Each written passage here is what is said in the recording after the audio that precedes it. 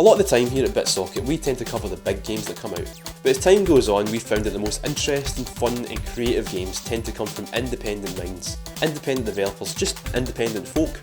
So we're kicking off a new feature today where we look at a couple of indie games that catch our eye, and we're being honest up front here, these are games that we want to see do well. This is Independence Now. Independent Now.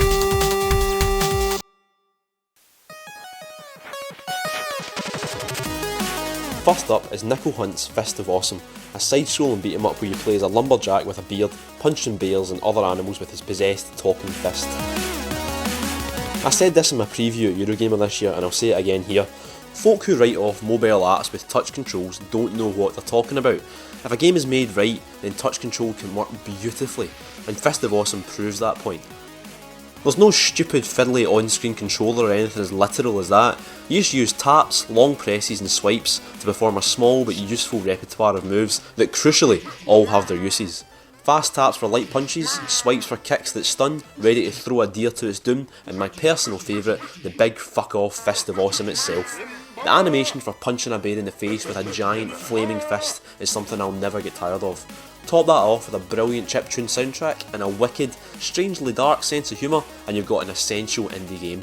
Get Nico followed on Twitter and get your hands on this awesome game.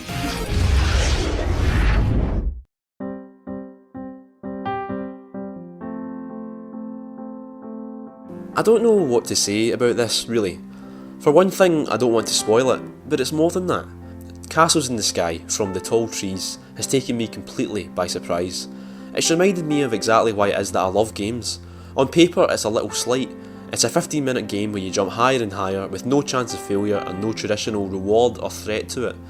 You're a wee boy jumping through the clouds like that dream we've all had at some point in our lives, and as you do that you get told this wonderful little bedtime story, just lines of text that somehow come to life through a soundtrack of such simplistic beauty.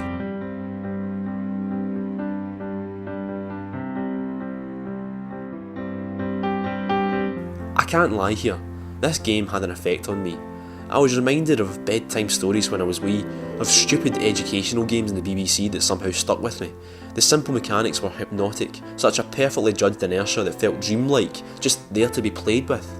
There's a moment in the game, and I won't spoil it, where something appears and interacts with the boy. Nothing really happens and it's just window dressing really.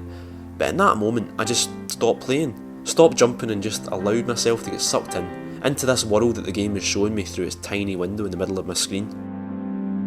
It's moments like that that remind me how vital, how important games are.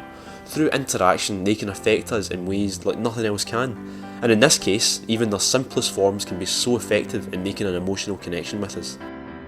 Castles in the Sky is released next week, but you can go to the website and pre-order your copy for $1.50. That's less than £1 in real money, and that also includes the soundtrack, an incredibly generous deal.